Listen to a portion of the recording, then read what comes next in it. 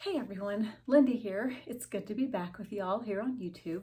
Hey, I just wanted to bring up to you a plan for what happens if we have a food shortage as far as fresh goods, fresh foods. Now, this is actually a simple plan. I am not a gardener. I'm putting that right out there. I can grow some house plants and things like that in pots, but I've not done any gardening. Now, to do this plan, you don't have to be a major gardener. So it's super simple, and just give a listen and see if what resonates with you. So it's called the Care and Share Food Plan.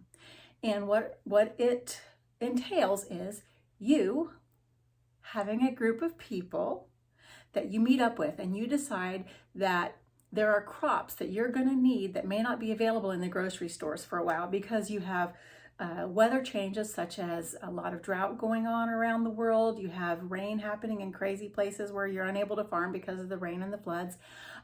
We do have, unfortunately, some governments who are shutting down farming for environmental policies. So this is just going to be an easy way for people to work together to have a supply of fresh food.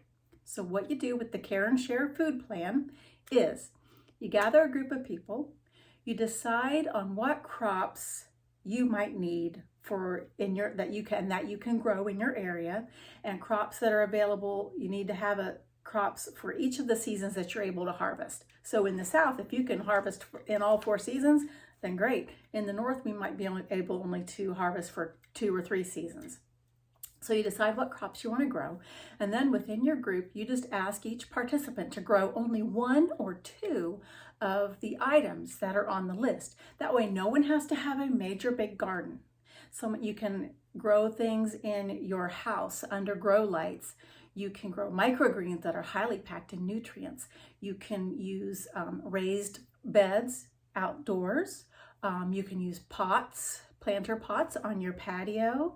If you have land, then great. Do an actual garden on your land. For me, I know I've got a hill that is very conducive to berries because there are blackberries and raspberries already up there. So I'm going to try to propagate more of those berries at least. And I know I can grow herbs. And I know that if I get a good starter kit and some grow lights, I can do microgreens. The main thing will be, I'm not a gardener.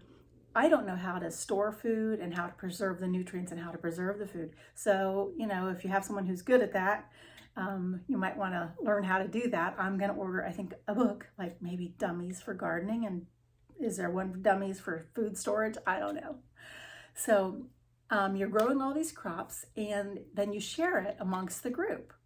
And then there's probably going to be surplus, at which point you can sell the surplus if you're not able to preserve it for some extra money, if you're allowed to in your area. Some areas don't necessarily allow food to be sold directly anymore.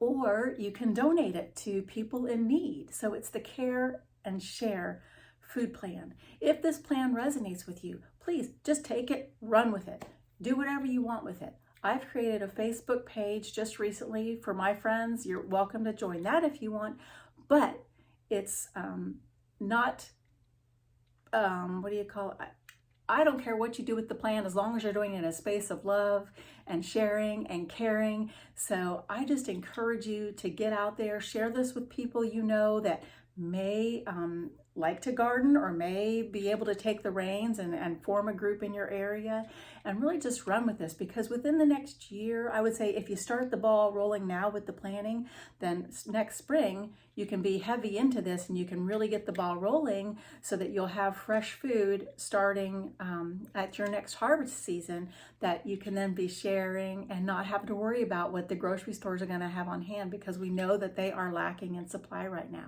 So again, it's the Care and Share Food Plan, and thank you all for listening, and take what resonates, and if you feel like running with the program, just go for it. Bye for now.